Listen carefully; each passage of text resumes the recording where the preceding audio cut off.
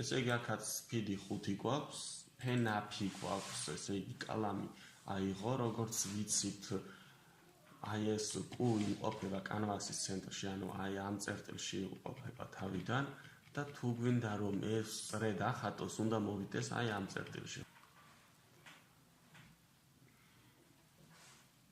ესე იგი პირველად დაბრუნდა აი ამ წერტილში, დახატა აი ეს წრე, შემდეგ მოვიდა აქ და დახატა ეს, ანუ -50 და -100 ამ შემთხვევაში არის აი ეს წერტილი.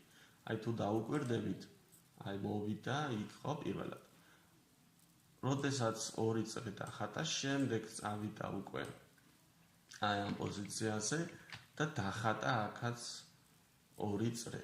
ახლა როგორ ხატავს თვითონ 4 გავარჩიოთ. ესე იგი 4 in range, ანუ ორჯერ აკეთებს აი ამას.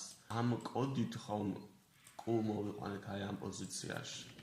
აქ უკვე კალამი უნდა დადოს, რომ გამოჩნდეს ეს წრეები, დახატოს 50 რადიუსის მქონე წრე, შემდეგ აიღოს კალამი და წავიდეს წინ, ანუ აქედან აქამდე 100 პიქსელია. თუ ეს წრე არის 50 პიქსელის რადიუსის მქონე, აქედან ხომ იწყებს, დაიხატა აქ, ანუ აქედან წრის ბოლომდე არის 50 და ისევ ამ წრის თავიდან წრის ცენტრამდე არის 50 პიქსელი, ანუ ორჯერ 50, 100 პიქსელით უნდა წასულიყო წინ.